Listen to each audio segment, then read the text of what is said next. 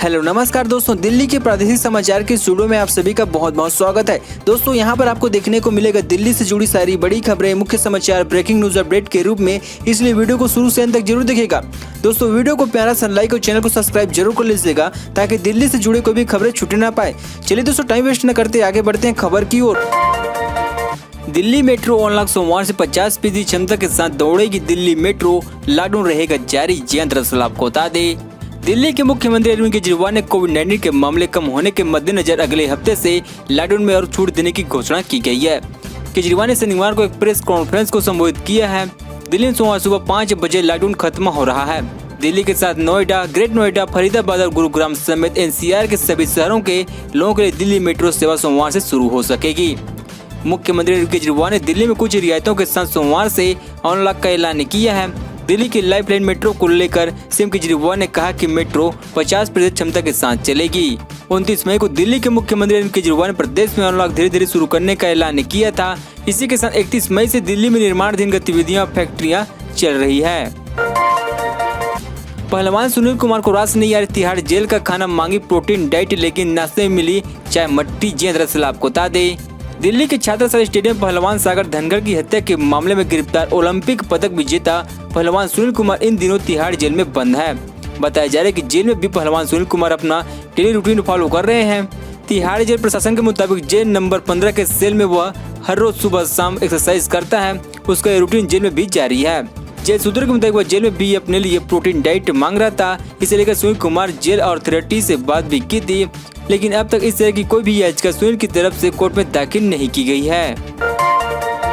Delhi airport custom को मिली बड़ी कामयाबी, 250 करोड़ के आईफोन और लैपटॉप समेत कई इलेक्ट्रॉनिक सामान जब्त। जी दरअसल आपको बता दें, कुरियर टर्मिनल से अलग अलग मॉडल के कुल 222 आईफोन और विभिन्न इलेक्ट्रॉनिक सामान जब्त किए हैं।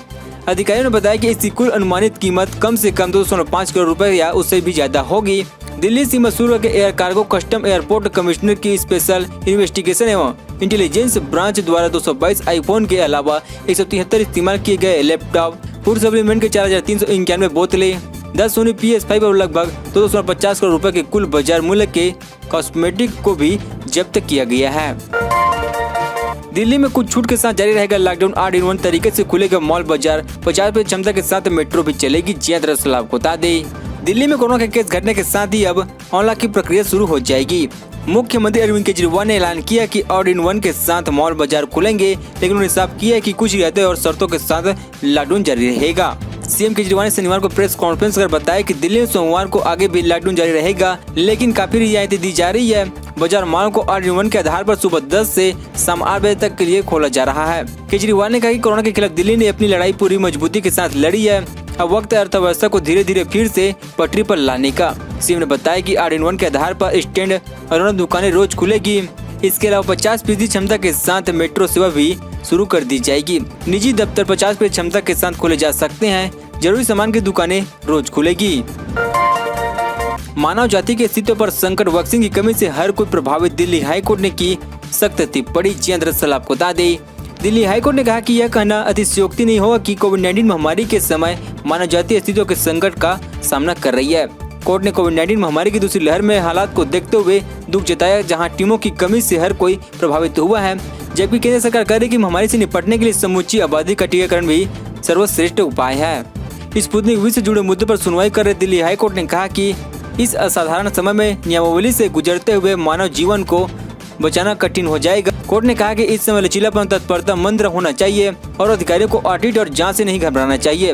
भारत में कोरोना वायरस की इतनी बड़ी संख्या में आए मामलों का संज्ञान लेते हुए न्यायमूर्ति मनमोहन और न्यायमूर्ति जनमित विजय की पीठ ने इस पर नाराजगी जताते हुए ऐसा कुछ नहीं दिखता कि सरकारी अधिकारियों को टीका के भारतीय निर्माताओं से विचार विमर्श किया और इसके लिए कोई कदम उठाया है। ऑक्सीजन की कमी से कितने लोगों की हुई है मौत, जांच करवाएगी दिल्ली सरकार। एजी की मंजूरी का है इंतजार। जी दरअसल आपको बता दें, दिल्ली के मुख्यमंत्री मनीष सिसोदिया ने कहा कि प्रदेश की सरकार ने यह पता लगाने के लिए 4 सदस्यीय विशेषज्ञ समिति गठित की है कि क्या कोविड-19 महामारी की दूसरी लहर के दौरान ऑक्सीजन की कमी के कारण मरीजों की मौत हुई और इसके लिए उपराज्यपाल की मंजूरी का इंतजार कर रही है। सिसोदिया ने ऑनलाइन बफरिंग में कहा कि कोरोना वायरस की दूसरी लहर के दौरान ऑक्सीजन संकट पैदा हो गया था और ऐसी खबर है कि कुछ अस्पतालों में ऑक्सीजन की कमी के कारण मौत हुई थी। उन्होंने कहा कि हमने इस मुद्दे को गंभीरता से ले लिया और मामले की जांच के लिए 4 सदस्यीय समिति गठित करने का फैसला लिया है। इस समिति में चिकित्सा विशेषज्ञ हमने उप राज्यपाल की मंजूरी के लिए फाइल भेजी है। दोस्तों अभी तक हमारे चैनल को सब्सक्राइब जरूर कर लीजिएगा ताकि आपको दिल्ली से जुड़ी सारी बड़ी खबरें इसी तरह से मिलते रहे। रिश्तेदारों पड़ोसी ने नहीं उठाई कॉल, बुजुर्ग महिला के टीकाकरण के लिए दिल्ली पुलिस ने बढ़ाया मदद का हाथ। जी हां, दरअसल आपको बता दें देश कोरोना वायरस महामारी के खिलाफ लड़ाई लड़ रहा है। इस लड़ाई में ऐसे कई मामले सामने आ रहे हैं जो मानवता के मिसाल पेश करते हैं। ऐसा एक मामला राष्ट्रीय राजधानी दिल्ली में शुक्रवार को देखने को मिला है। दरअसल दक्षिण दिल्ली के पंपोज 100 के रहने वाली 81 वर्षीय महिला और उनके 65 वर्षीय बेटे को वैक्सीन की मदद के लिए किसी ने मदद का हाथ नहीं बढ़ाया। उन्होंने अपने रिश्तेदार और पड़ोसी से मदद के लिए कई बार कॉल किया लेकिन उन्हें कोई जवाब नहीं मिला। ऐसे में दिल्ली पुलिस जवानों ने कोविड-19 वैक्सीन दिलाने में उसकी मदद की है। शुक्रवार को दोनों को टीकाकरण के लिए एक कोवैक्सीन ले जाया गया, जिसका उपयोग दिल्ली पुलिस द्वारा वरिष्ठ नागरिक को महामारी के दौरान चिकित्सा उपचार और अन्य सेवाएं प्राप्त करने में मदद करने के लिए किया जाता है। फोन कर पीएम मोदी को दी जान से मारने की धमकी, गिरफ्तारी के बाद बोला सख्त जेल जाना चाहता हूं, वही मन लगता है। जी दरअसल आपको बता दें दिल्ली नियंत्रण कक्ष में फोन कर कथित तौर पर प्रधानमंत्री नरेंद्र मोदी को जान से मारने की धमकी देने वाले 22 वर्षीय शख्स को उत्तर पूर्वी दिल्ली से खजूरी खास इलाके में गिरफ्तार किया गया है। अधिकारियों ने शुक्रवार को जानकारी दी है। अधिकारियों के अनुसार आरोपी की पहचान सलमान उर्फ रहमान के तौर पर की गई है और आरोपी ने पुलिस को बताया कि उनसे इसलिए फोन किया क्योंकि वह जेल जाना चाहता है। उसने बताया कि वह नशे का आदिल है और उसने बाल सुधार गृह से रिहा किया गया है। अधिकारियों के अनुसार उसे 2018 में हत्या के लिए मामले में यहाँ भेजा गया था। पुलिस ने बताया कि आरोपी ने गुरुवार आधी रात को 112 नंबर पर पीआरओ को फोन किया और प्रधानमंत्री मोदी को जान से मारने की धमकी दी। एक वरिष्ठ पुलिस अधिकारी ने बताया कि जिस नंबर से फोन आया था उसका तुरंत पता लगा लिया गया और जिला पुलिस इकाई के साथ नंबर साझा किया गया, जिसमें फोन करने वाले व्यक्ति को खजूरी खास में रहने का पता चल गया।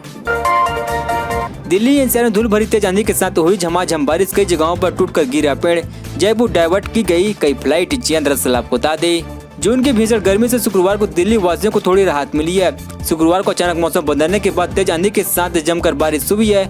जहां लोगों को तेज तपन वाली गर्मी से छुटकारा मिला तो वहीं आंधी और तेज बारिश के कारण कई जगहों पर पेड़ टूटकर गिरे पड़े हैं।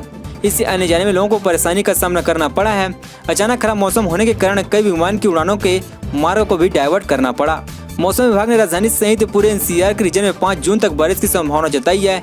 इसके साथ ही मौसम विभाग ने यह भी कहा है कि दक्षिण पश्चिम मानसून 5 जून तक दक्षिण एवं मध्य बंगाल की खाड़ी की ओर प्रवेश कर जाएगा।